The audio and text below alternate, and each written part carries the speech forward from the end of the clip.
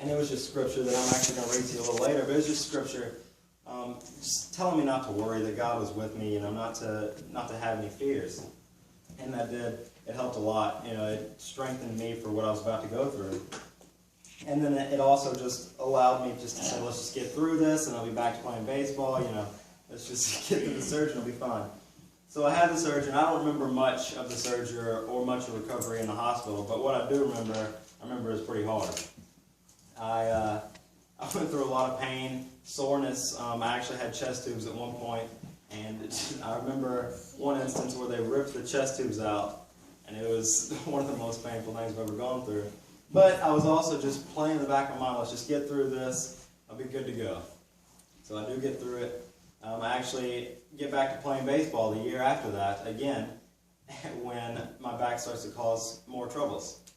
So I go back to the same person who did my surgery, Dr. Robert Gaines, and he takes more x-rays, and he's like, the part we did surgery on looks great. So nothing's wrong with it, that looks great.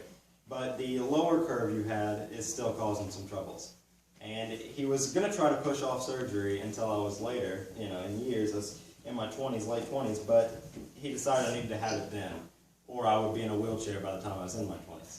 So when he told me that, it was pretty clear to me that I needed to have surgery because, I didn't want to be in a wheelchair by the time I was in my 20s. So I went and had the surgery, and it was tough too. It was just as hard knowing that a year ago I was in that same situation, and I was telling myself in the back of my mind, just get through this and get back to baseball, and a year later I'm having surgery again. But I had surgery again, and it was a lot easier than the first one, surprisingly. Everyone kind of told me it was going to be harder. All the doctors told me it was going to be harder, but it was a lot easier. It could be just because I had experience, but it was easier. And I learned a lot from surgery. One thing I learned was just that I'm not in the driver's seat. This is my life, but God's in control. He has a plan for me, and I fulfill His plan.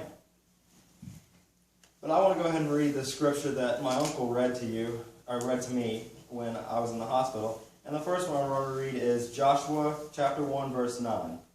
And it says, I hereby command you, be strong and courageous. Do not be frightened or dismayed. The Lord your God is with you wherever you go. I really like this one. It tells me that He's always with me and He's never going to leave my side, which is a great feeling. And the next one I want to read is Isaiah chapter 43, verse 2. When I pass through the waters, I will be with you, and through the rivers, they shall not overwhelm you. When you walk through the fire, you shall not be burnt, and the flame shall not consume you. Same message portrayed there, just He's always with you and He's never going to leave your side. The last one I want to read, and this is another one of my favorites. I read this one a lot just when I get nervous or I'm afraid of something. It's John chapter 14, verse 27. Peace I leave with you. My peace I give to you. I do not give to you as the world gives. Do not let your hearts be troubled, and do not let them be afraid. It's a great feeling knowing that that was spoken from Jesus to His disciples. Just tell them not to be afraid, and He would always be with them. It's a great feeling knowing that He's always going to be with them. He's never going to leave your side. In conclusion, I just want to answer the two questions that I posed earlier. One, what is fear? Fear can be different for anyone, and everyone has fear. One example is a 4-year-old child being afraid of the dark, laying in bed at night just hoping and waiting for the sun to rise, giving them the courage to get out of bed. Another example is a 95-year-old woman on her deathbed not knowing if that day would be her last. Fear is different for everyone, but it's the same principle. And with God, He will always get you through whatever you need.